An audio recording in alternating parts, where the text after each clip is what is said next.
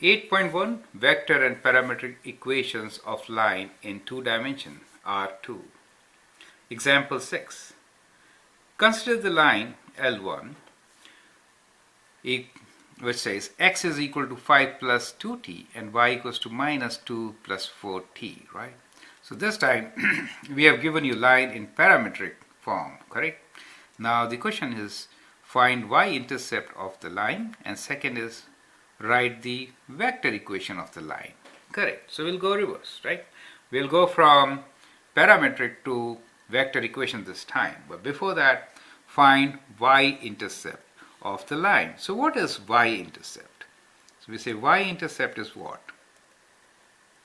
So y-intercept is a point where x is equal to 0, correct? Easy. So this equation is x equals to 5 plus 2t. We say x equals to 5 plus 2t. So x is 0. That means 0 equals to 5 plus 2t. And we can say minus 5 equals to 2t. And t is equals to minus 5 over 2. So for x-intercept, t equals to minus 5 over 2. But we wanted y, correct? Not the t value. What that helps us? How? Y value actually is minus 2 plus 4t. Okay. So the y value here is minus 2 plus 4t. So here we'll replace the t, right? We get minus 2. Instead of t, we will write minus 5 over 2, which is minus 2, and this gives us minus 20 divided by 2 is 10, which is minus 12. So the y value is 12, and therefore our y-intercept is x is 0 for us, and the y value is minus 12, correct? So that is how you find y-intercept from equation given in parametric form, okay? Now, let's do the part B of this equation.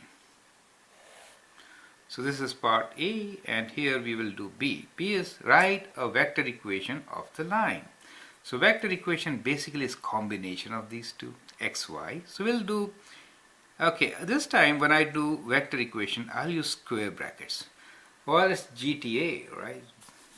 Greater Toronto. And here what I find is that every school has a different book and all the books use different nomenclature. So we'll use the square brackets now. So some books use this. I don't know which is right. I'm not biased, I'm using both of them. So we have xy, xy. So they use square brackets, okay? And most of the books use square brackets. Now xy is equal to any point on it. So which point should we take? We have 0.5 and minus 2, or should we take a new point? Okay, let's go with that. So we have original 0.5 and minus 2, and then plus t times, what is the direction vector? Direction vector is 2, 4. 2, 4. So that becomes the equation in vector form. Now, I would like to suggest here that if you have equation like this, you could always factor out 2 here and write it in the simplest terms, right? So that is how I'm going to write down my answer, okay? So I'll say my vector equation is